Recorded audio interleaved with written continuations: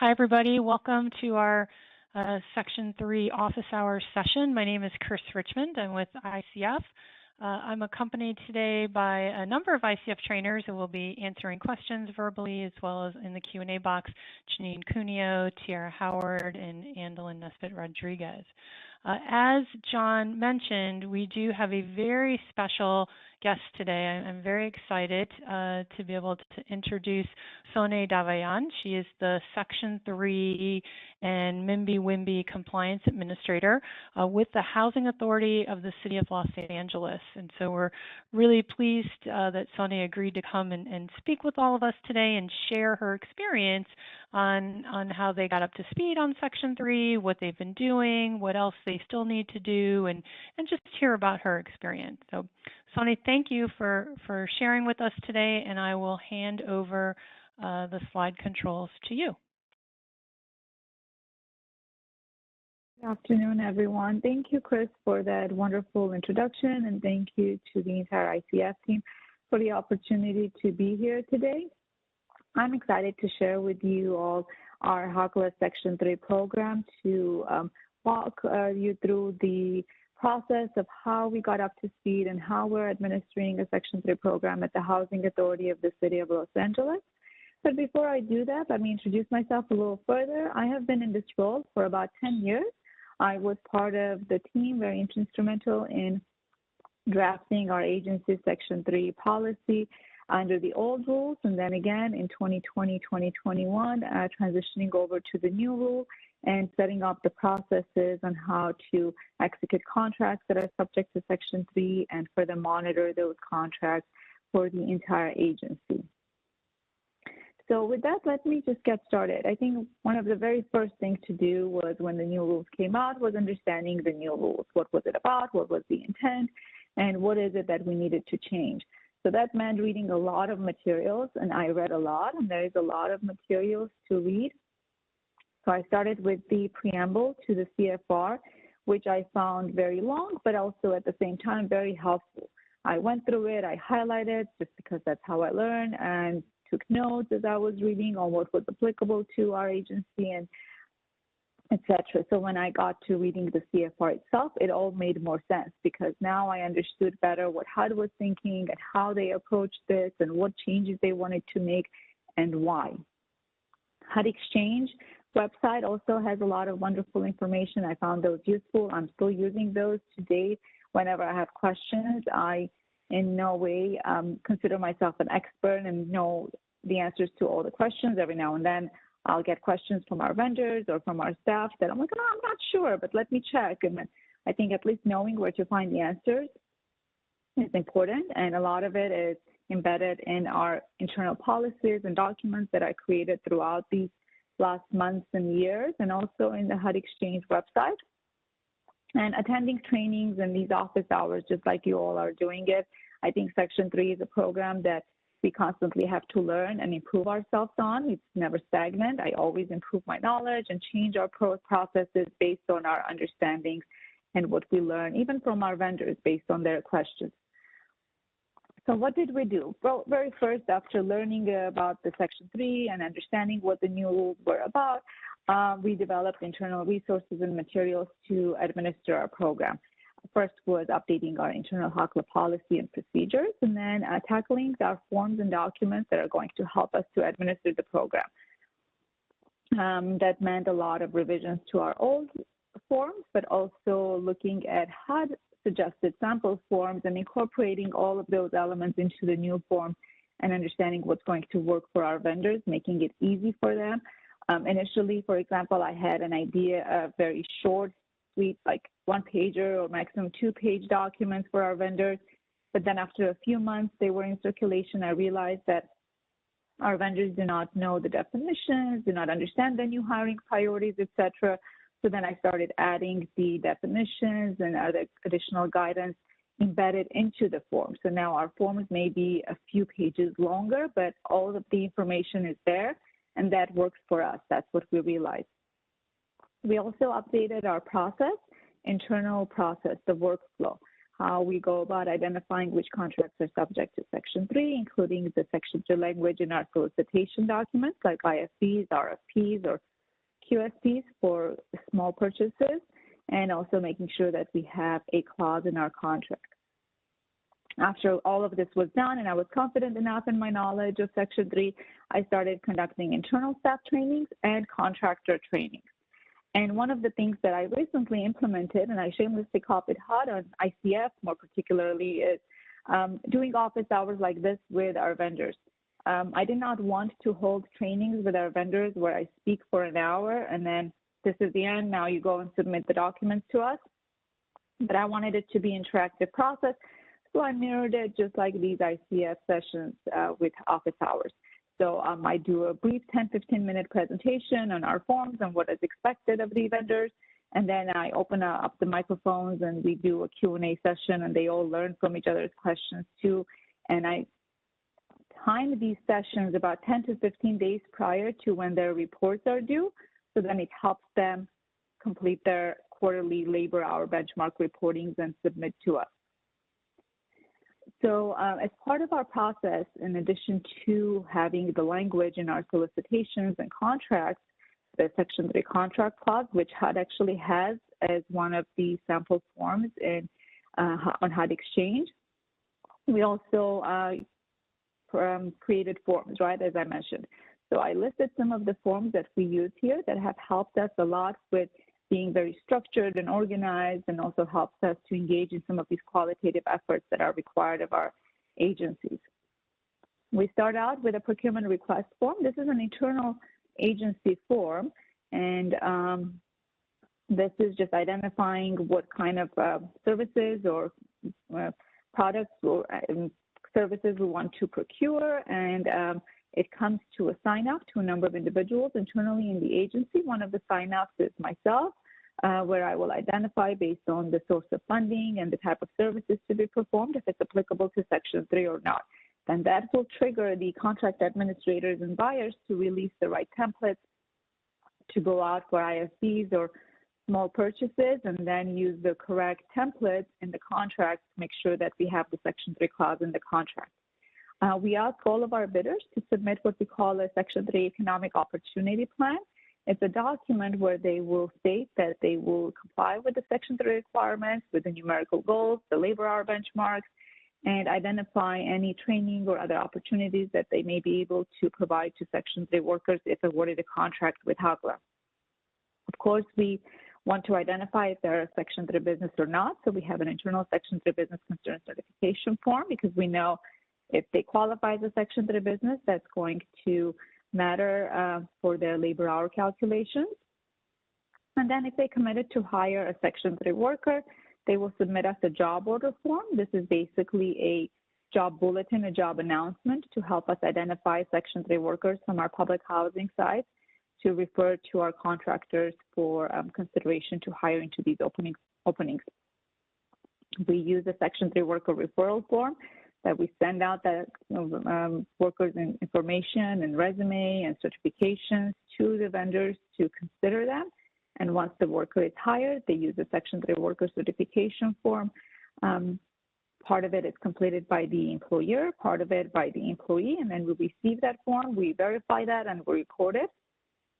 And then on a quarterly basis, we ask our vendors to submit the labor hour compliance reporting form. And we also have what we call a Section 3 worker registry enrollment form. This is a form that actually it's an application, I should say. It's an application that our Section 3 workers use to enroll in our Section 3 worker registry, so then we can refer them to contractors for job opportunities. And I believe John was going to put in the Q&A or in the chat the link to these forms. These forms are all public forms and they're posted on our website. You can feel free to go and explore those and see what will work for your agency if you want to further explore that. Another part of successful administration of the Section 3 program is the monitoring and reporting system. So project setup, I think, is very important, because if you set up the project right from the very beginning, I think it's going to be much easier to administer. So what we do internally here is that once a contract is executed, I send out an email notifying the vendor that your contract has been executed, reminding you that these are your obligations as stated in your contract and these exhibits, documents, this is what you committed, this will be expected of you. So that's the trigger now that we're going to start monitoring them. And we have a compliance tracker, which is basically a simple Excel document, and Excel can do a lot of good things for us. So we don't have the need for procuring a software or a service, but we just track everything via Excel document that has all the vendors' information, their business status, their commitments, reporting dates, funding source, etc. And then we engage in qualitative efforts, both us as an agency and also impose that on the contractor to hire Section 3 workers, to do job fairs if needed, to do outreach and training, and to monitoring the project throughout the work, and then getting the reports back from the contractors. We usually ask for quarterly reporting because we found that that works for our contractors and our agency. We do 2 emails and phone calls, and then, as needed, we adjust this. And we'll record everything electronically in our file, so then we have a record of all of our efforts and achievements. And then when the work comes to an end, or the contract comes to an end, or alternatively at the end of the fiscal year, because we need to report every calendar year, we do a contract closeout, and we heavily rely on the HUD compliance review checklist. This form is also available on HUD Exchange, and it gives us agencies a look at what HUD is going to look at if they come and when they come to audit us. And this compliance review checklist actually helps me a lot too during the project setup to make sure that we have all the documents and we engage in the processes. Our forms have the required information, and then more so during this contract closeout process, I review the compliance review checklist and I go down the list to see if we have all those documents and we have engaged in those efforts to the extent that it was applicable to those contracts. And we save all those emails, meeting notes, agendas, form received, obstacles encountered, achievements, successes, etc. We'll record those, we verify the labor hours, make sure that there's signatures on the forms, etc. Record it in that Excel spreadsheet, and then close the contract, and it's ready at that point or ready to report to HUD when the time comes. And as far as the next step in our agency, we're work in progress. We always learn, we always modify our processes based on our understanding and resources. And as the next step, we are in the process now to implement a promises program. And I appreciate Chris's guidance on this very much. We wanted to start a formal qualitative efforts program because we realized working with our vendors that a lot of them may not have the need to hire Section 3 workers. They're satisfying their requirements with their existing workforce, but they're ready to do more for our communities. We have 16 large public housing sites, and the residents have a lot of needs there. So we noticed that these vendors want to do more for the communities, and based on what we learned with our vendors, we want to implement a sponsorship into union trade program, assistance to attend college or trade school, and general assistance with work readiness and retention services.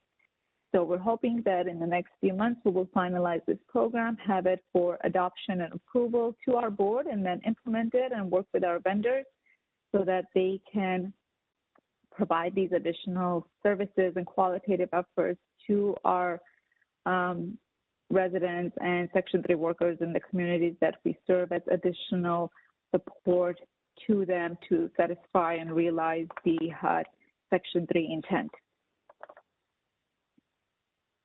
And that is all that I have prepared for you today. I hope this was useful, and I will turn it over back to Janine to move forward with our office hours.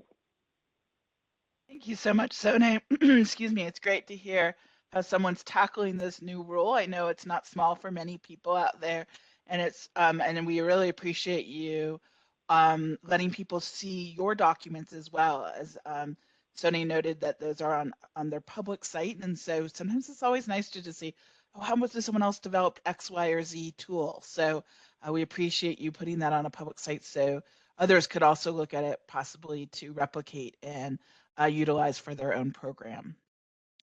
For the folks that have any questions for Sony, feel free to put in the chat that you'd like to get off mute and ask her a question. She's graciously agreed to take any questions from all of you as participants. At the same time, also, we're going to be taking broader questions as well. Anything you'd like to discuss around implementing of your own program, understanding part of the rule, etc. So feel free. We're going to be offering that in two different ways. One is verbally, so you can go into the chat and let the host know that you are interested, and he'll get you off mute and you can ask your question verbally. You can also utilize the Q&A box. We have my colleague Tiara Howard and Andalyn Nesbitt Rodriguez are going to be manning that Q&A box and answering questions in writing for folks that would prefer to ask questions in that format. Before we go ahead and get any questions verbally, I do want to stop for a moment. Some of the items Sony mentioned were resources that she found on the HUD Exchange. I want to just make sure people understand where some of those resources might be, as well as additional resources. So on the left-hand side of this current screen, you'll see that you can find both at HUD.gov and on the HUD Exchange. They both have landing pages for Section 3. We find a lot of the information here is posted on the Section 3 landing page for the HUD Exchange site, and recommend highly that you go to that and utilize that. You'll find something called the Section 3 e-guidebook there. It helps outline quite a bit of the rules and how to function with the rules. And then also you can access the 3 major notices that are specific to the program offices. For example, there are 2 CPD notices, one for Home or Housing Trust Fund, and a second for OBGA or the block grant programs. And then the third is the PIH notice. So highly, highly recommend you definitely look at those notices. You go to those first for questions, etc. And then there's quite a bunch of different trainings and tools that you can access through the HUD Exchange as well. There are about 15 Section 3 tools right now. There are things like reporting, self-certification docs that you can look at and adopt and adapt for your own purposes. There's also that searchable FAQ database we highly recommend you checking out. It's a good place to start with your questions, and you can literally put in a keyword in that FAQ database and it will give you back the questions that are part of that keyword search for Section 3.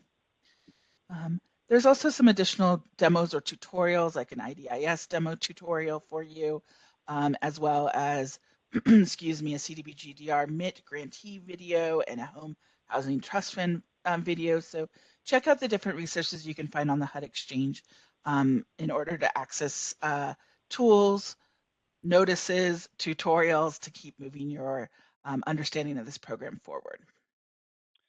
Janine, there was a question that came in directly for Sone. If she could talk a little more about the referral form that she was using and how they implement that. Thanks, Chris.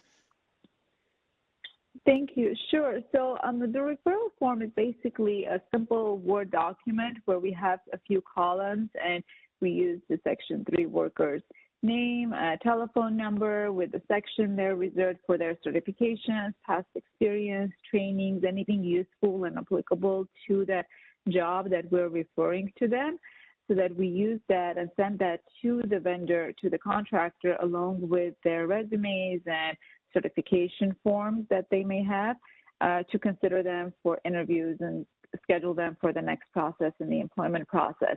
We also ask the vendor to send us back that form with the column on the right completed on the interview note of what they did. We reached out to this resident, was not qualified or was not interested, or work hours did not match, they were not available during these days, or great person moves on to second interview, or hired, will start on this date, etc., to record that. We use that referral form because a lot of the times when we refer individuals to our contractors for a job, it's not just 1 or 2 people, it could be 5, 6, 7 individuals.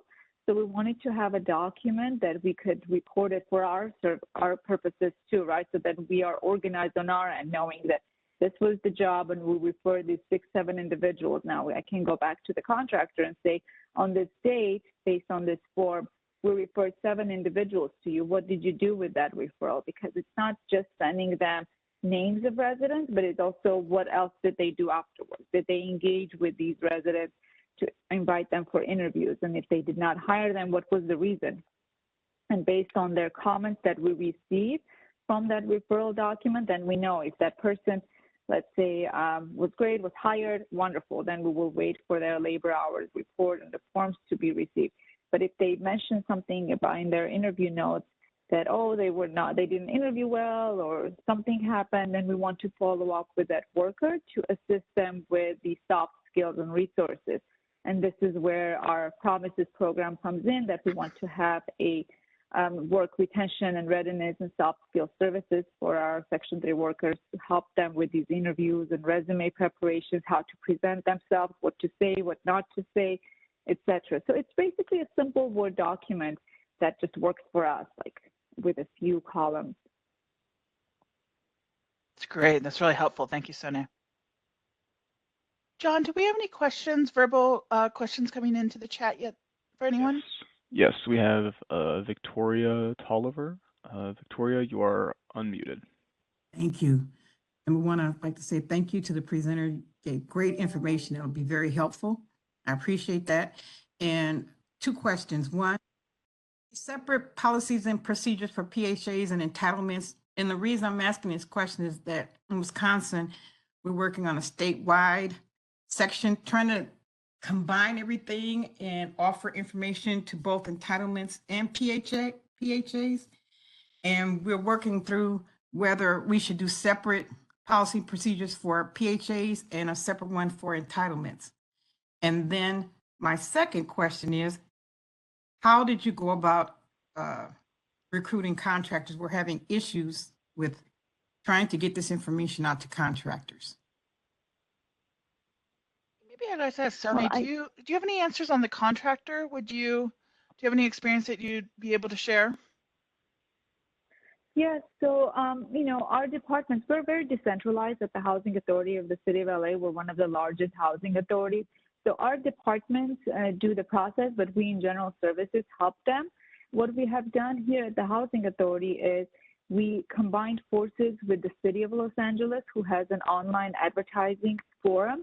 It's called RAMP, Regional Assistance for Marketplace on Procurement, if I said that right, but it's ramp.org. And we teamed up with them and we advertised our procurement opportunities on that website because exactly as you said, we were having trouble a few years ago getting a lot of bids and quotes from businesses in response to our open contracting opportunities. But this way, now that we teamed up with the City of LA, it's a network of over 200,000 vendors, businesses that are registered. We are more visible there now, so we're getting responses. But I'll be honest to you too, every now and then, depending on the services, if it's very specific, very particular, we do not get as many responses. But the second portion of my title as the MeBWeB contract administrator is also to attend events throughout the city, to go out and speak at events and have a booth and a table. Of course, it's kind of stopped with COVID, but it's resuming now to work with business source centers and economic development centers to be out there so that people know who we are and what we do and that we have contracting opportunities. Our name is in our agency structure is such that they think we're the City of Los Angeles, but we're not. We're separate entities. So for them to specifically go out and search for opportunities with our agency. So it's an ongoing process. Depending on the solicitation on the services, we may get a lot of responses, sometimes not as many, but advertising on different platforms and being out there in the community, putting our name out has helped a lot. Thank you. And Janine, I think Sonia had also, I think on some of your slides, Sonia, when you and I talked earlier, you said some of your projects are using HCD money in addition to public housing, or you are overseeing both of those things. So she might be able to talk a little bit about her experience with their policies and procedures as well. Yes, Chris, thank you. Yes, so our policy is, our Section 3 policy is divided into 2 sections, just like the CFR itself. for public housing financial assistance that has slightly different definitions and hiring priorities, and HCD. We do engage in RAD projects where we're developing a few of our public housing sites that are, they fall under HCD, Housing and Community Development Program. So we administer both of those programs separately, right? But it's all under the umbrella of the same Section 3 policy. So for those projects that are subject to RAD under HCD, we have engaged the services of developers, but we impose Section 3 requirements on our developers, and they are required to further impose those Section 3 requirements onto their general contractor and subcontractors to satisfy the requirements. And this is where the HUD Section 3 clause comes in handy, right? We attach that as an exhibit to our developer agreements too. We have a whole plan that they submit, how they're going to satisfy. What we do is each phase during this RAD may have a different general contractor. So we do a lot of pre-con meetings where we go over the requirements with this general contractor, provide them the training, these resources, and then require them in turn to impose those requirements and include the HUD Section 3 clause with changes as needed, as applicable to that project on their subcontractors. So it just trickles down: HOCLA, developer, general contractor, and then about 30, 40 subcontractors. And it's all memorialized in the document, starting with a master developer agreement, maybe disposition development agreement, and a Section 3 contracting and local hire plan, what we call.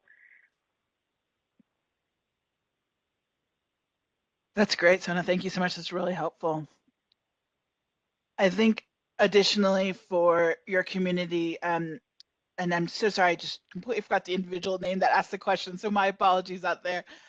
But as it relates also to the policies and procedures, you know, HUD does not require how those are developed. For example, if you're going to develop one set for both your PHAs and HCD recipients, assuming I think I heard you correctly, you're at the state level. I think the one thing to note, if you do combine those, I think there's a lot of advantages to do that, because there are communities like, you know, like HACO's demonstrating that there's overlap in a lot of different ways. And so there's an advantage to that. Just really need to make sure that you are describing where there are differences. And so, for example, definitions of targeted Section 3 workers in the benchmarking requirements as it relates to the outreach efforts that you do, there are a bit of differences there. So I would highly recommend that you ensure the clarity in those policies and procedures where there are differences. Right. Thank you very much. I appreciate it. Great. Thank you. John, is there a next question? Nope, not yet. That was, unless Victoria has another question, that was everybody in the queue. Jenny, we have a few that came in that I feel like would be better for you to talk through. And one of the questions, which I'm trying to find, Brenda asked, and maybe Brenda can come off mute so that she can clarify the question. She's asking about she says if piecework or unit work is contracted, are the contractors required to track hours and compute a wage/hour like Davis-Bacon requirements that are discussed in the Davis-Bacon and labor standards? I don't know that I fully understand her question. So Brenda, if you want to come off mute and ask, that would be great. Brenda, I just took you off mute.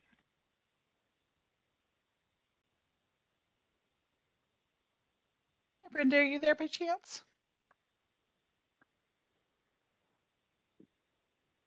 I'm not sure I fully understand the question either, but I think I'm going to give it a try, and hopefully this is the right question and therefore the right answer. But I think she's asking if, you know, piecework or unit work is specifically contracted, then how do we work with those? Are those, you know, subject to Section 3?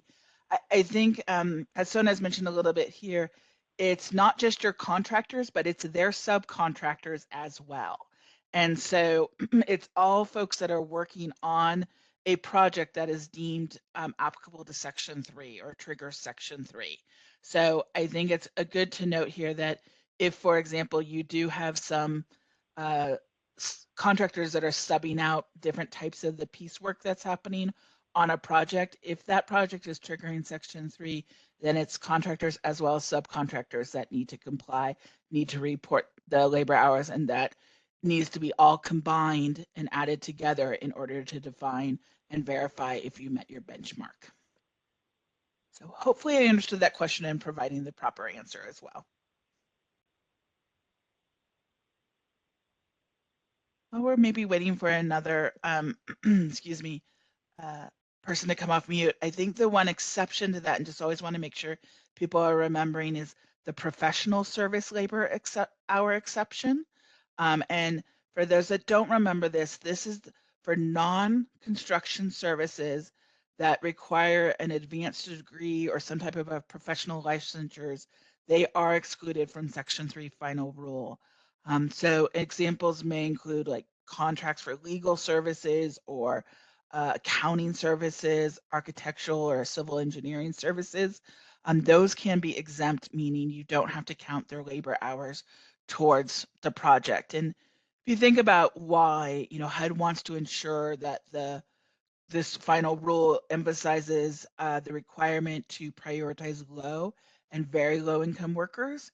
And by providing this category of exemption, this professional services labor hour category exemption, it's really because it's the challenge to hire low and very low income workers in jobs that require such degrees or licensing. So just as a reminder, you are allowed to have those folks exempt. You can also include them though. If you want to, you may include them. And if you do, we recommend you do it as a bonus opportunity, which means you include those labor hours in the numerator when you're calculating your benchmarks, not in your total labor hours. And if you do so, you get a little boost and it might help you get over that benchmark requirement. So something to look into, I recommend. Sone, do you guys exempt professional service labor hours when you're counting your labor hours for any of your Section 3 projects? We do exempt them, but we also did something tricky, and this is what's going to be a little complicated maybe for some too. Certain professional services, this is our next step, the Promises program, right? We realized that a lot of our professional service vendors were willing to do something in the Section 3 realm to help us with our Section 3 worker development. So we impose it under our own internal policy, not pursuant to HUD regulations because they're exempt. And then these professional services vendors like our architects and accountants and legal services vendors, and they already are engaged in the communities providing scholarships and helping high school students with something, or they want to help with trade union enrollments and sponsoring to the unions because we know that's important too.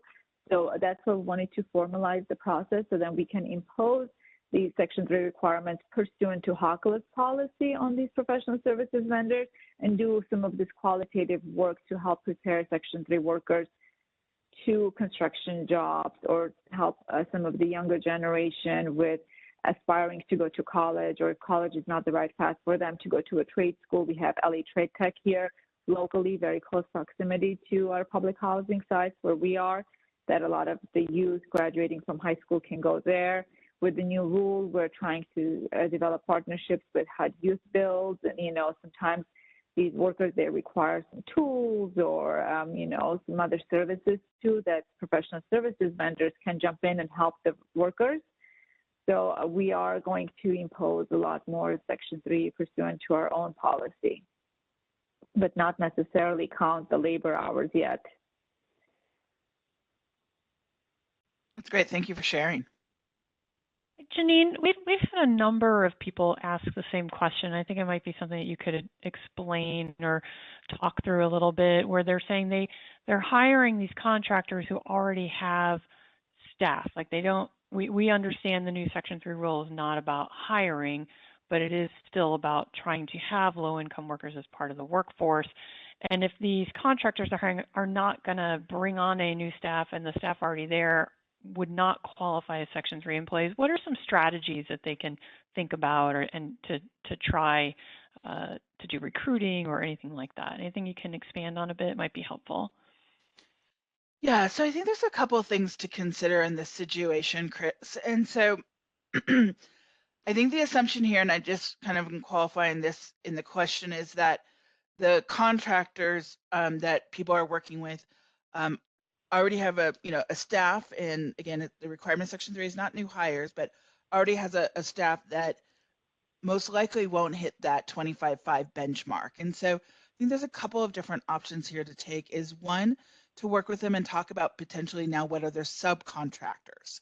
Many of the folks you're working with do have subcontractors that they work with, and how can you help identify and go out into the community and help cultivate subcontractors that could potentially now be underneath your contractors that have the vast majority of their workers that could meet a Section 3 or a targeted Section 3 worker.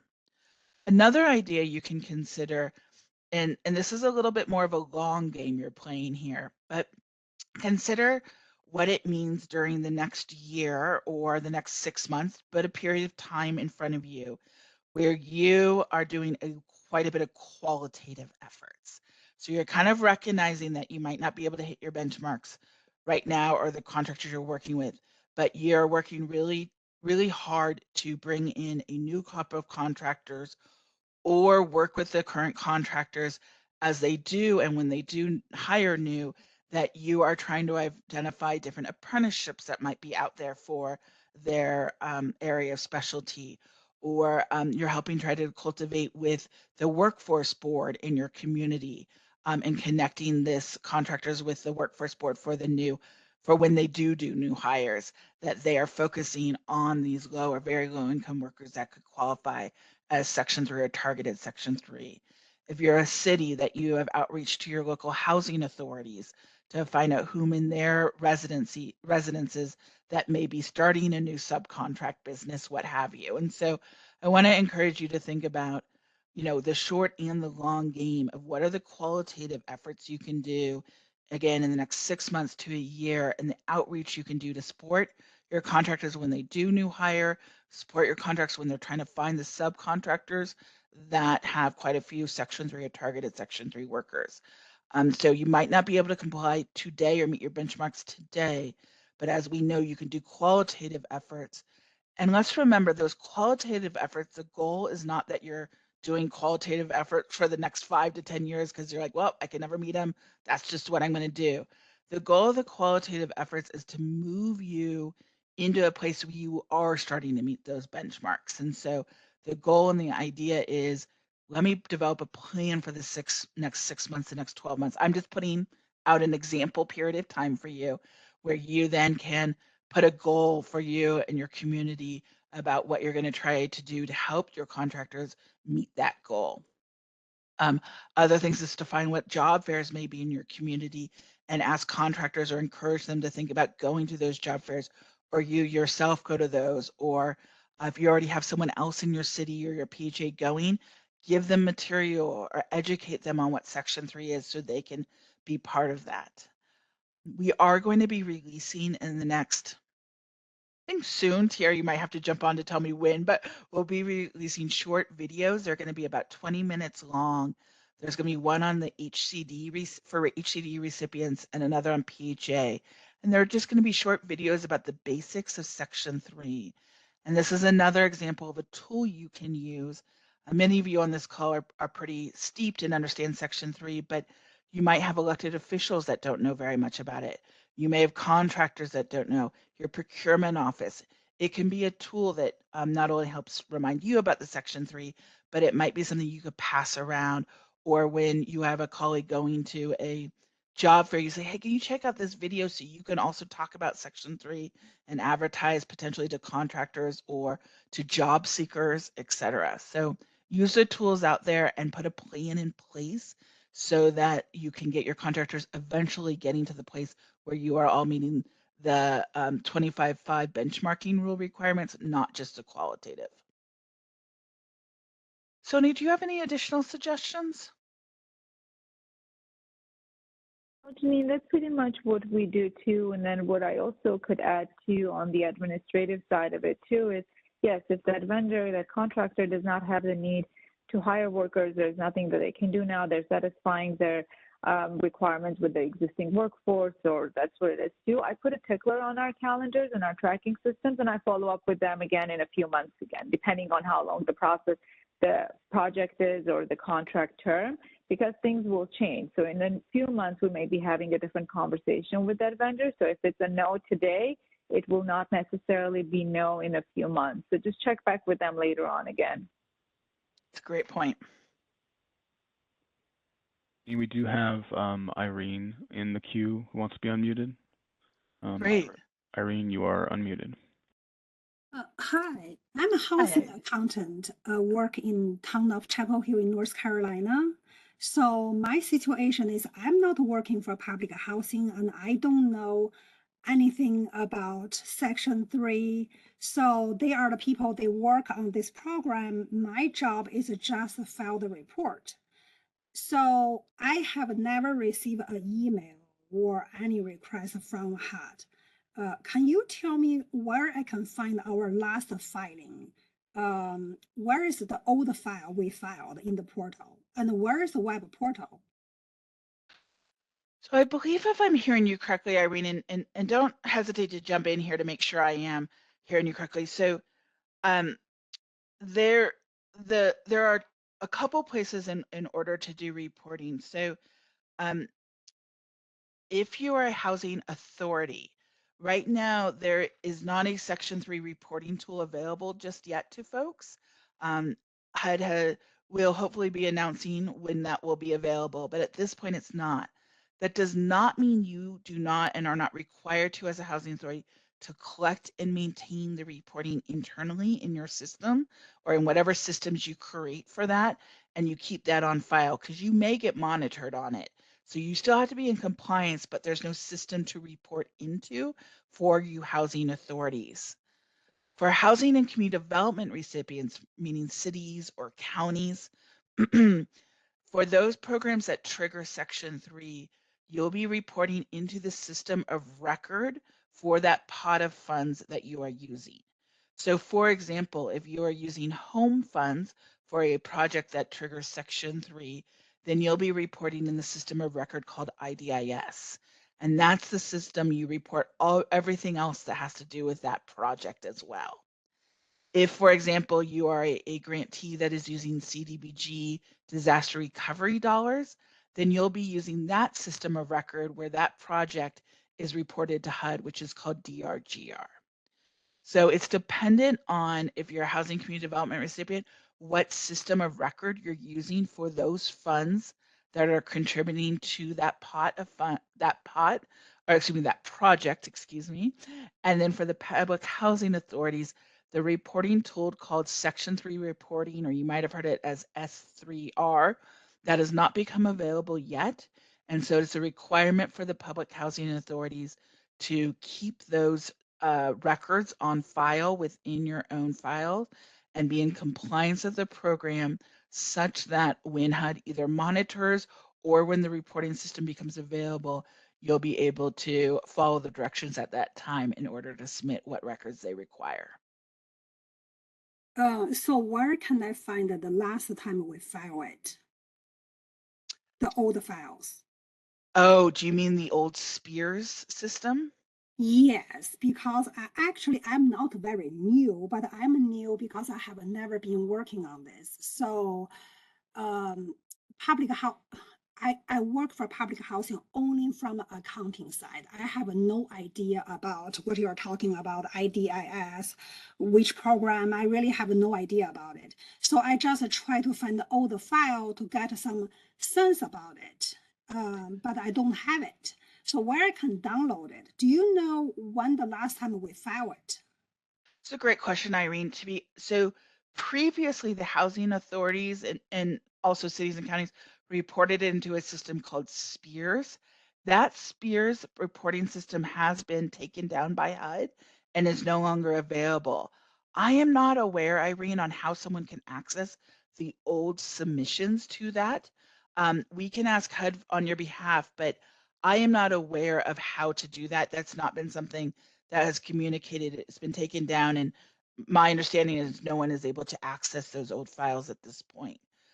So my recommendation is for you as a public housing authority, is there anyone in your housing authority that runs your Section 3 program? I just emailed them and they told me, yes, we are doing section 3, but when I asked them about the accounting, they don't know anything about it. I mean, I don't know how to say that, but they just cannot provide any help. They said it's your accounting's work, it's your job. So the thing is, in my department, the person who did it, I think it's last year. She told me it's last September she felt that something about section 3, but the thing is, she can't help a lot either. So that's why I'm trying to figure out, at least I can get all the form to have a look. Yeah. So again, there's no, because the old system is taken down, has been deactivated, there's not a new system. There is a draft. It's not a requirement, but there is a draft report, and I'm just looking it up as we're talking, that may help you. Sorry, give me 1 second while I look up the exact title, and I'll put the link in the chat box as well, so anybody can access this. But there is a sample tool. It's called the HUD 60002A. And this is, you don't submit this tool to HUD, but it could be something that could help you, Irene. And it's a form, again, a sample tool for public housing entities. And it's what you're going to need to document the necessary data to ensure compliance with the reporting requirements for Section 3. So why don't I go ahead and put that tool in the chat, and so anybody can access it. And I know it's something that, excuse me, that HUD has put out there as a sample tool while the actual reporting system goes live. So hopefully that can help you start to gain access to and understand the reporting requirements. So do you know when S3R will be available? We do not have knowledge of that at this point. HUD has not released a potential date for that. Okay. So are you going to send us this PowerPoint slides? Yes, and that's something that other people have asked as well, Irene, so I appreciate you asking that question. The PowerPoint slides will be, excuse me, they will be accessible through the HUD Exchange, and we send those out. It will be a few weeks after this recording, so keep an eye out for those. We also make sure that the transcript and the slides and an audio version of this is there, so people can access the slides as well, listen to it, or read the transcript. Okay, thank you. You're welcome. And again, for everyone, again, the Section 3 reporting system is not live yet, but you are required to still maintain your records. For some of you, it may be helpful to look at this sample tool I just put in the chat box. It's, again, a HUD form. It's called 60002A, and it's a sample. It's for reference only. You're not going to submit it to HUD, but some people were looking for understanding on exactly, what would be part of this new reporting system, and HUD has released this as an example of what could be collected. We have someone else in the queue. Please. Karen Banks, you are unmuted. Hi, I'm Karen, and you may have just answered my question. Two things. First, Sony, I am with the City of Los Angeles, and I am going to have, I'm going to talk to you, and we're going to try and set up a meeting, because we had two people working on our implementation plan, our policy, and revising our Section 3, and we've had quite a challenge. We are talking with the workforce centers. We have issues with the policy in terms of determination. I had automatically thought that housing residents and would be natural Section 3 recipients, and someone told me, oh, in the policy, it doesn't say for CDBG that housing residents are. So I don't know what the connection is there, and is that true that a housing resident would not be a Section 3 or a targeted Section 3? I understood that only calculated low income and also youth build workers were considered targeted Section 3 workers. And but not public housing residents. For public housing authorities, yes, but not for the other HUD programs. So I don't I'm not sure if that's accurate. That's one question I'd like to clarify. For me, And if it's all right there, can we stop on that question first, Sure. just so we make sure? Great. I'm just gonna give a previous training we did. We had these slides available, and I just want to go to them so we can look at that together, if it's all right with you. So if yes, you look thank at the you. screen right now, so we have defining the Section 3 worker is the same for public housing authorities as it is for HCD recipients. So it's you fit at least one of these three: a low or very low income worker, employed by Section 3, or youth build participant. And so the HACLA resident would be the very low income worker, correct? That is one way one may certify that they are a low or very low income worker. Because I That is couldn't, correct. yeah, I told them, I said, when I heard this, we don't have too much involvement with the youth fields, but I'm like, between the workforce centers that, you know, with the WIA low income worker and the youth workforce that has low income workers, and with our public housing, I didn't see where we would have that. What about a targeted Section 3 worker? Are these Yes. different? They are. So I'm glad you're asking. So this you'll notice is for a public housing. You'll see on the right-hand side that kind of red. So this is for a public housing, meaning this is what defines a public housing. So they're employed by a Section 3 business concern, or they are either a resident of public housing or Section 8 housing, a resident of other public housing projects, so the ones that are not currently being part of the project that's defined here, or a youth build participant. But And for so, HCD, let me go to the next slide if you don't mind, really quickly. okay. For HCD, where the difference here Right. is, you'll notice also employed by Section 3, but now the or is it has to be living within the service area of the neighborhood or project, Right. or a youth build participant. So it's So not, the public housing resident is not for us. It's within the target area of the construction project that say CDBG is funding, correct? you've got it. So, I mean, that to me kind of is crazy when we've got so many public housing residents in the city of Los Angeles. But in order for us to get credit, that construction site needs to be like within the service area, 3 miles or whatever. And we do have low income communities outside of or not adjacent to public housing, but it seems crazy that we can't avail ourselves of the public housing communities unless the construction site is near public housing. Yeah, I mean, it is true that the service area that they define as an area within 1 mile of the Section 3 project. So, and So, that's, I'm assuming in LA, so I'm making this assumption, I could be wrong, but it's that, or if there's less than 5,000 people within that 1 mile resident, you're able to go, further out and further out. But yeah, I but do we don't, I mean, assume, yeah, I get it. This is Los Angeles, yeah. and we have a number of low income areas. So I didn't understand what the kind of the impetus for that is. There a presumption that the PHAs will deal with low income workers or Section 3 workers in those public housing communities, and that outside of that, because a mile is a very short distance, and like she said, we have 15 public housing developments in the city of Los Angeles.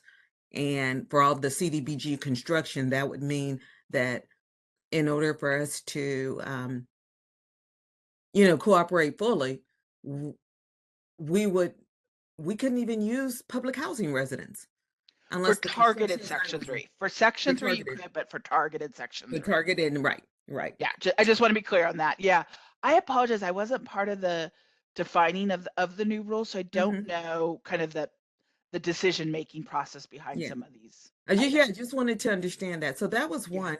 And then Can number I two just add one additional thing, if you don't mind?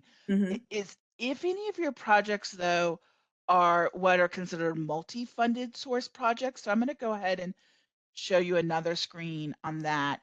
If any of your projects, for example, are public housing and housing community development, so you have a little bit of CDBG and public housing in there. Let me just show you.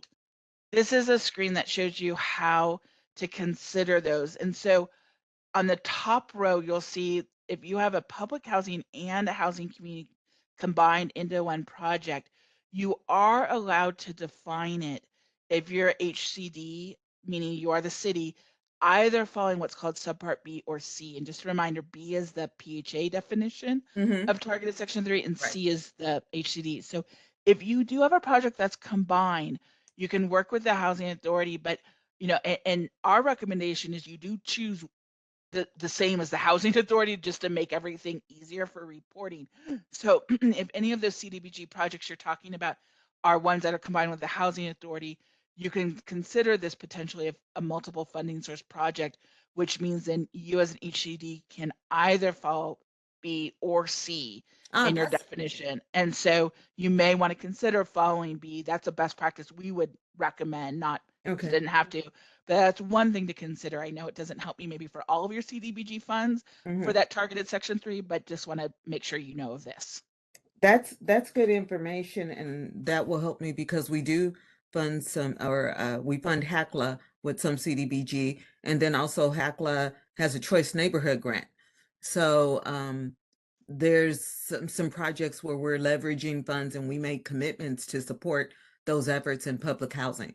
So I'll look at that. I didn't know that. And again, I'm sitting in on this because our regular person is out in the field, but I'm thinking this is a great opportunity for me to, Sonia, I came in, I don't know how long you had been speaking, but you were just right on time. I was just taking notes, and I copied the links that you were sending. So thank you both so very much. My second question was related to it was the information that we need to capture to fulfill, because like, as you said before, we manually kept this information, and especially our backup information, and then we put it into the SPEAR system. And now you said that there is information on the form 6002, and I'm familiar with that form, and we use that to collect the O section 3. So what I was wanting to know is this 6002, has it been updated to meet the new requirements? Because as I understand, there's an issue with the hours. Like that was one of the significant changes between the O section 3 and the new section 3, is that there needs to be a percentage of total project hours, and you have to capture that. And that's fairly significant. That's one of the biggest obstacles I think that I'm hearing from our staff, is that the contractors, I mean, how do you know how many total hours are going to be in a project, in a construction project? And how do you capture that? And then how are you going to capture how many hours that are completed by the section 3 worker? So out of everything I've heard, that's the challenge. But the other thing I wanted to know was there a way that we could see the data fields that HUD is trying to capture? And do you have that in IDIS? Because right now, all we're doing is putting in IDIS, what's a section 3 project? But of course, I'm not going to see what information you want until I guess we start reporting accomplishments at the end. So where are those screens, or would it be in this 6002 form? So there's a couple answers for you, if that sounds good. So as you mentioned, this form has been updated for the new rule. So you'll be able to see the various fields in which are being required. Another item as it relates to IDIS, there is a video posted that gives people, I'm looking for it right now. Yep, I just found it. So I'm going to put that. This video can be found on the HUD Exchange. And I'm going to go ahead and put it in the chat. So you can go ahead and check this out. It's just a demo. I think IDS has been updated just a little bit, but overall, you'll be able to see what kind of fields they need. Right. In some, though, the fields that are being required for documentation is understanding the total labor hours worked on the project, the targeted, the Section 3 worker hours, and then the targeted worker hours. And Right. then based on those, you figure out what, if you hit the 25/5 rule. Right. There are also then, if one does not, then they also put what are called the nature of agency efforts, which are basically your qualitative Right. efforts. And HUD provides a list of potential efforts. These are the same list that was part of the, excuse Where? me, the rule, as Mhm. well as part of the notices. And then Mhm. there's an other option where you can then add your own field. Like what did you do if none of those that they are providing as examples of qualitative efforts, what else may have you done? So those are really the main categories of information that Mhm. you will be reporting on: the total labor hours, your Right. Section 3 worker hours, Right. and then your targeted Section 3 worker hours, and then also your qualitative efforts if you did any. Right. Yeah, I get the qualitative efforts. They seem very similar to the old Section 3. Mhm. Again, what I'm hearing is the challenge in the total project hours and then the total Section 3 hours. Um, I'm not sure if that's a challenge for anybody else, but that's what we're hearing, and that's what we're trying to not. I guess what it is the contractors uh, will be challenged on that. And there may be a little bit of pushback in how we do it. But I think it, like you said, it's something that we will start to work towards, in our monitoring efforts and doing a lot of training. And it actually helps if we're required to report it in ITIS, but we are also then having to change our internal reporting documents and requirements Yes. so that they get used to this. And this would be the first year, because at first we just said it's changing, but we didn't know exactly how. So this information that you've been providing us, we're trying to figure out how to implement it into our systems that we have too. So thank you. Thank you. You're welcome. And so, do you have any advice to give? It sounds like you already have a meeting going to be on your books to meet with this colleague of yours in the LA Yeah. area. Oh, I already, as you guys were talking, I was, chatting him and sending him emails, and I'm like, have you recognized this? Have you talked to anybody in Hackler?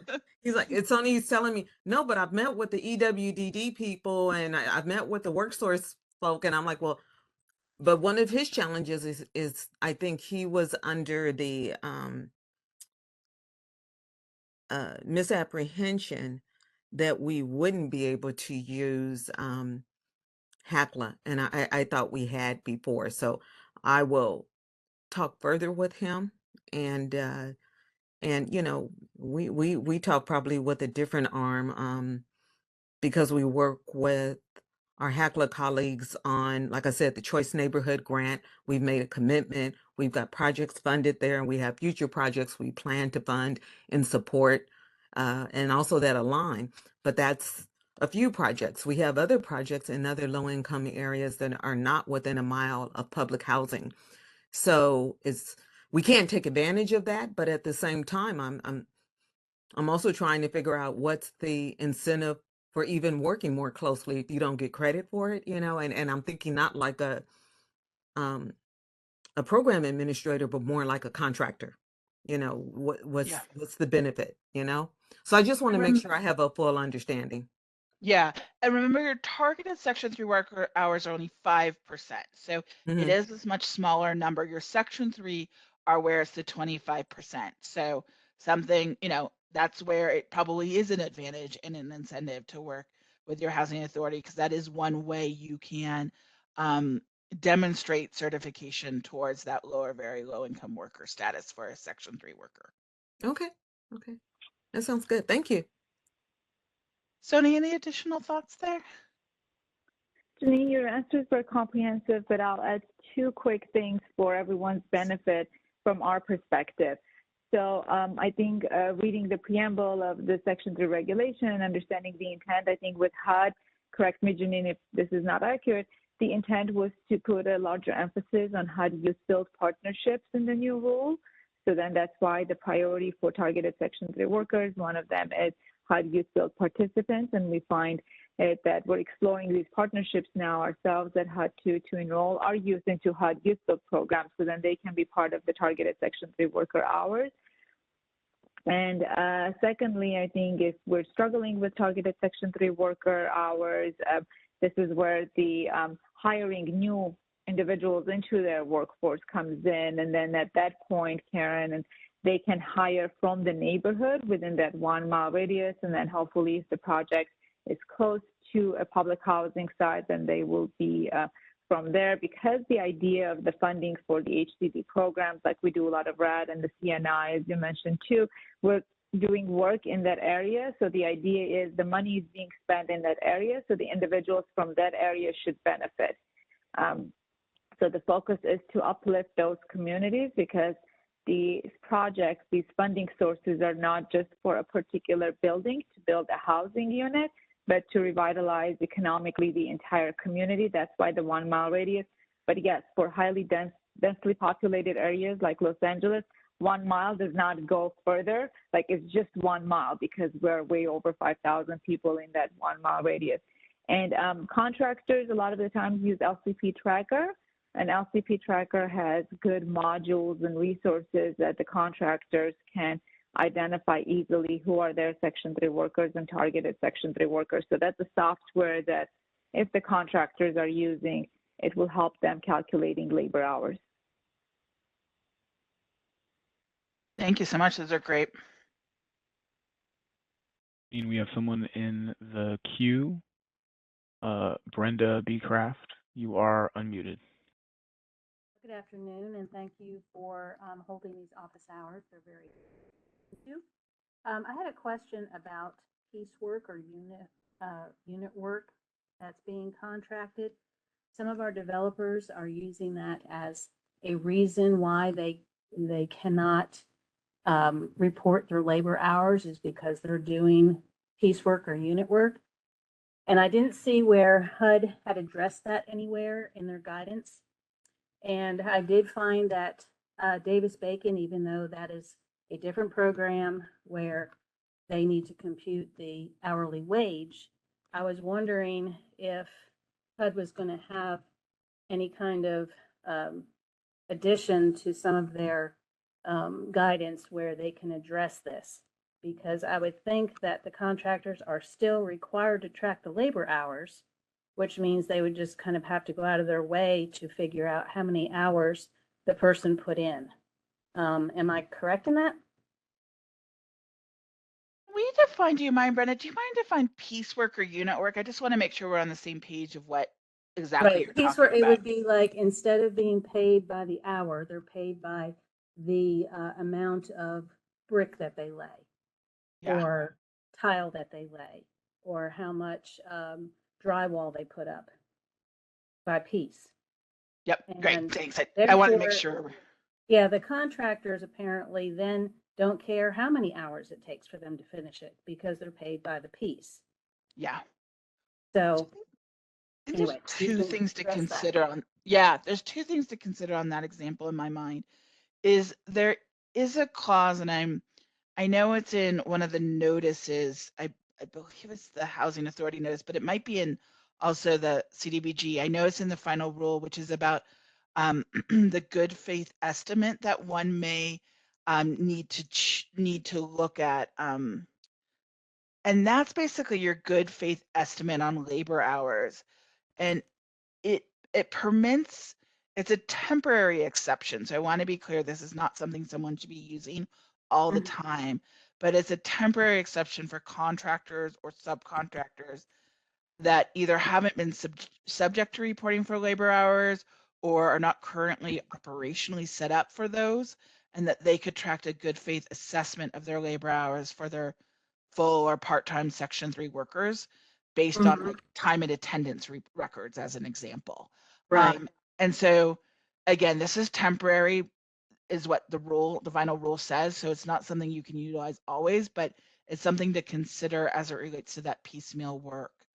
The other thought I have is around the Davis-Bacon. There are opportunities to streamline Davis-Bacon and Section 3 tracking, where the threshold and criteria for Davis-Bacon and the Section 3 apply, right? So if both of them apply, then recipients can use the certified payroll submissions to track the total labor hours and your Section 3 labor hours and your targeted Section 3 labor hours.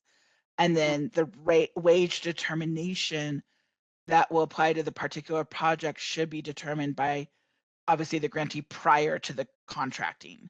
And so I just want to make sure, you know, you are able to look at that and use that. And so I would recommend thinking about if you're either the Davis-Bacon expert yourself, or if there's someone within your entity, your city, county, public housing authority, to meet with them and see where these two align. But you are able to utilize that certified payroll submission for Davis-Bacon to also then track Section 3 compliance. But assumably, you know, looking at those payrolls, you are able then to highlight or determine then the labor hours that are for the entire project, the Section 3 and the targeted Section 3 as well. Okay, specifically, we are thinking of adding language to our Section 3 packet that we give to the award recipients, contractors, and subcontractors, along the lines of what it does state in the Davis-Bacon and Labor Standards Agency Contractor Guide on page 8, along the lines of saying the employer must divide the piece rate earnings by the actual hours, which would require them to at least track hours. I mean, we're not concerned with the hourly rate because, you know, in most of our projects, Davis-Bacon is not triggered. So this is mostly a Section 3 thing. And so I mean, we would like to add it to our little packet. I was wondering if you knew if that was something that came up with HUD that they may be considering addressing piece rate and piecework. Sure if I've heard that yet. Tira, just seeing if you're able to come off of mute for a moment on your questions. In any of our conversations with HUD, have we had any conversations where they've talked about further addressing piecemeal or unit work? No, but I think that's a great question to bring up to them. Yeah, Brenda, we're happy to bring that up to them, and we'll get your email via the when you signed on to this webinar. If we get anything, we'll let you know. I'm not sure I've heard them talk about this yet, though. So I think it's something good that we'll try to put on their radar. And also, what we find on questions like this, we'll try to encourage them to get, and we'll put them onto the FAQ database as well. But we have your email, so we'll make sure to get back to you if we do hear anything. At this point, we haven't heard anything to date yet that I'm aware of. Okay, and just one last thing. So do you see that that could possibly be a problem if we include it in our own policy, or not policy, but our own packet about Section 3 prior to HUD addressing it? There's nothing that triggers anything for me as a red flag. Okay. I'm just trying to think right now. I can't hear anything or see anything that you've said. I think it demonstrates a sound solution that still gets to the requirement of Section 3. Right, and we would bring up, I think they call it a good faith assessment in other places about hourly wage. Yeah. And, you know, we would use that language in there because I know, you know, depending on the worker, even depending on the worker per a certain time period, because sometimes a worker works faster. Maybe they're sick one week and they don't put as many hours, that we're not going to really ask that every single week they're going to figure out exactly how many hours. That's where the estimate part would come in, or the good faith assessment part would come in. It sounds like Davis-Bacon requires them to do that every week, you know, because of it changing. But I'm thinking that's not what Section 3 is looking for. Yeah, I don't think they've assigned that further in the rule. So I think as long as you're considering what, you know, what the intent of Section 3 is and work towards meeting that, I think that's a really solid solution. One thing, just to give you the exact reference in the rule so you can maybe look at it yourself as well around this good faith assessment, it's 75.15A5. Okay. 75.15A5. So double check that too while you're thinking about what to put exactly in your policies. I think that will be good to make sure you're reviewing that section. Okay, great. Thank you so much. Yeah, you're welcome.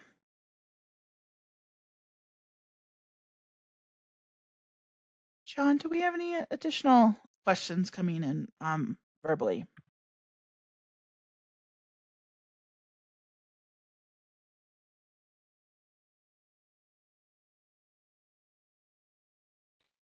John, we may have lost you, or you may be on mute. Janine, if not, I think we just continue to get the question about what if you have, you cannot find Section 3 businesses, whether you're in a rural area, how are you, so, or what are some examples of ways that you can take qualitative efforts or make qualitative efforts to be able to identify. Basically, what are some ways that you can identify Section 3 businesses, for instance, if you're in a smaller jurisdiction or in a rural area? And then what are some things that you could document to show that you've qualitatively made efforts? Are there some examples you can think of? Yeah, thanks. Those are great questions. I know people are really struggling through that right now. So I want to just answer one thing and to remind folks is you do not have to contract with folks that are Section 3 business concerns or meet that definition. It is helpful when you do because all the hours of folks that work for a Section 3 business concern, regardless of their their status as a youth build participant or their income or if they're in the service area, all of the hours for a Section 3 business concern contracting or subcontracting opportunity, all those hours are counted towards Section 3 or a targeted Section 3 definition. So there's advantages to contracting with the Section 3 business concern, but it is not a requirement. So I just want to make sure people remember that. I think as it relates to qualitative efforts, I think, Sonia, you've given us some really strong ideas here today. And to build on some of those as well, I do think working with your local workforce and economic development entities, even in rural areas, there are those workforce and economic development departments.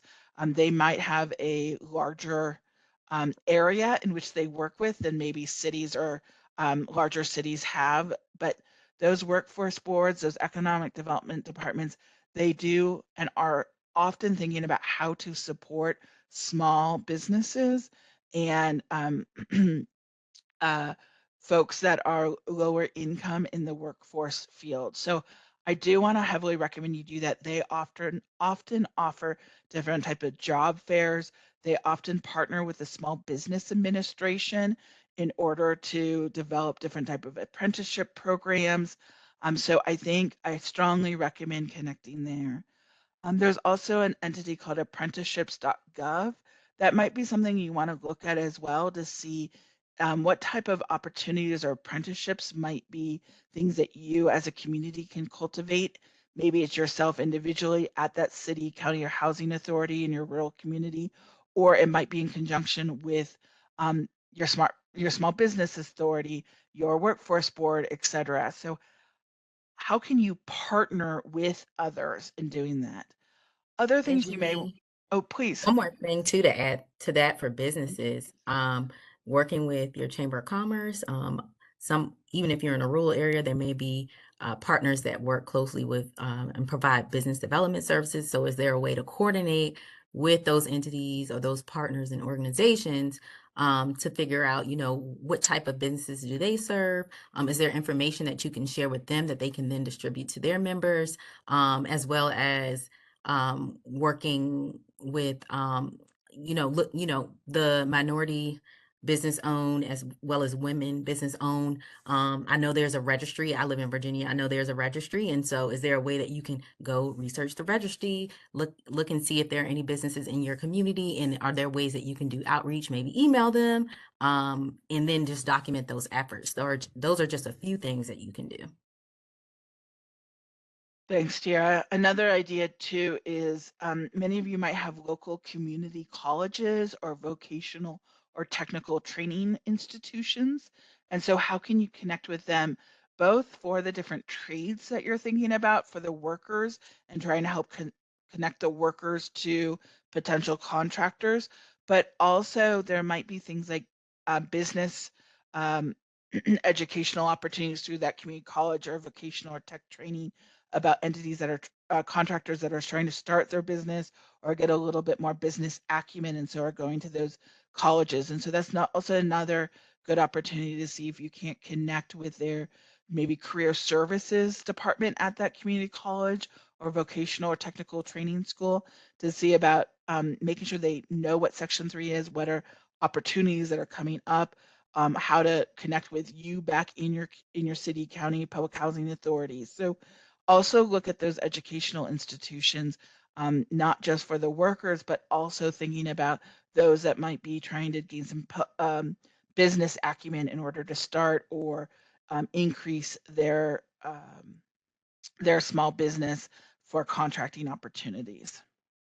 One more thing to add, Janine. I know when I used to work for the locality that I worked for, we leveraged our um, internal resources. So we work closely with our Office of Economic Development to help us get information out to businesses, as well as they had a program, a workforce development program, where they partnered with the business center downtown, our workforce investment partners at Workforce Investments Act partners to identify or get information out to Section 3, potential Section 3 workers. And then we also leverage relationships with our Department of Social Services to get information out to their folks as well. So leverage those partnerships that you already have in your community. All right. Thank you, guys. Janine, did you have something else to add there? No, Andolyn. Okay. Before we move on, I had a question that came up and I wanted to discuss it verbally. I'm not sure if this is going to be one for HUD or if you guys know, but how do you work with a project that's funded with both Indian Community Development Grant and Community Development Block Grant funding, seeing that with the Indian Community Development Grant is supposed to be exempt from Section 3? Oh, that's a really good question because I'm not sure if I've had that question come up. Just thinking for a moment. So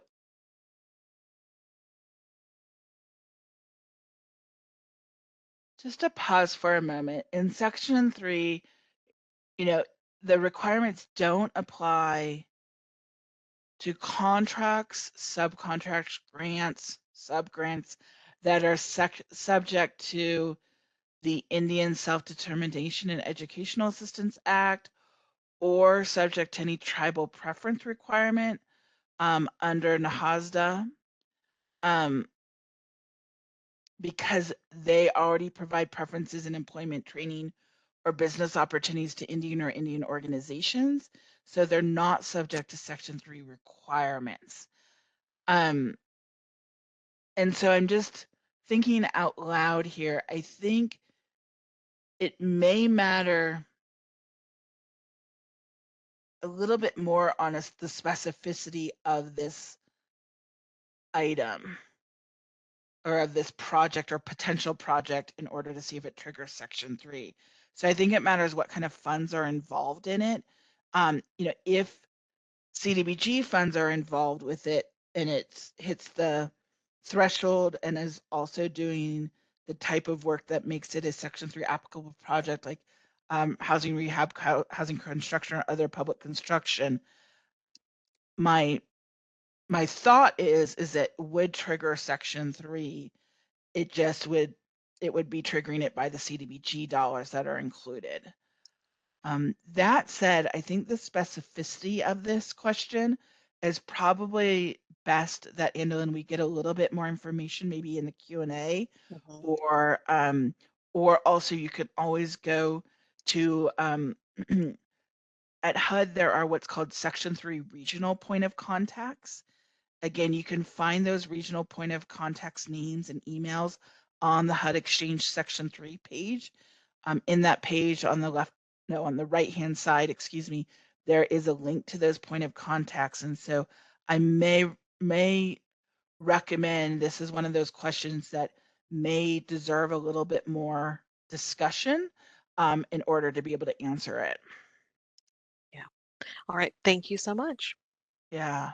We'll make sure that we get that answered that way in the parking lot questions. Okay. Okay, thank you. That's it for me. Back to you, John. It looks like we have Linnell Sullivan. Linnell, you are unmuted. Hello, can you hear me? We can. Oh, hi. I think it might have been answered a little bit, but so we don't have any youth build in the area. And we're a small community, 100,000 people. And I know a neighboring community has the same problem, is meeting the targeted Section 3 benchmark.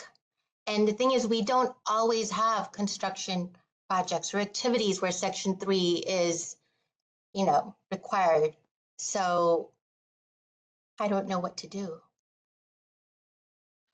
So just to make sure I'm hearing correctly, Linnell, so are you a city or a county? So it's HCD? We're a city. Okay. Yeah, So and I've reached out to our housing authority, and the housing authority doesn't seem to be so concerned because they're doing vouchers for the most part, Section 8 vouchers, yeah. as opposed to construction. So that's where I'm at. Yeah. So what I'm hearing from you is that for your for the way in which you use your HGD funds, they don't often trigger Section 3. So it's only once in a handful of different type of programs or projects that you're funding that actually trigger Section 3. So it's hard to keep kind of a strong Section 3 program going at all times because of the ebb and flow. Yes, and when you were talking about qualitative efforts and focusing on that, that's very time consuming. So I don't know how best to, given that we don't have a lot of projects that would trigger Section 3. Yeah.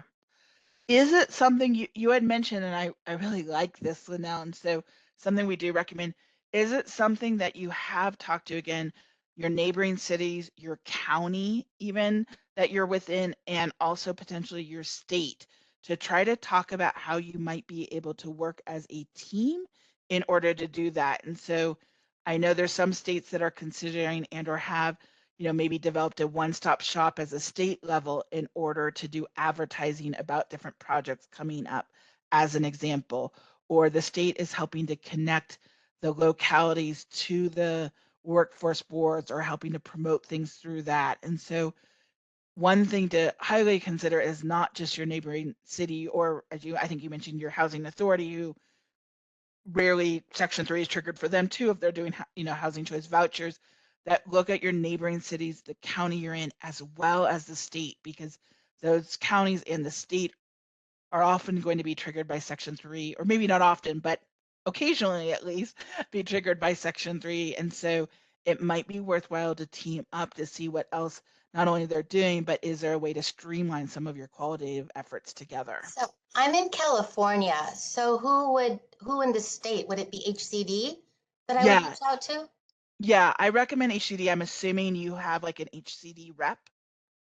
I believe a lot of the localities have someone they directly go to for like their housing programs or their economic development programs. So I would recommend connecting with the state of California. I know because they're so large, they are doing things at their level. It might be worthwhile to see if what can you guys work together on to streamline that? Okay, great. Thanks so much. Yeah, good luck with your programs. Thank you. Yeah.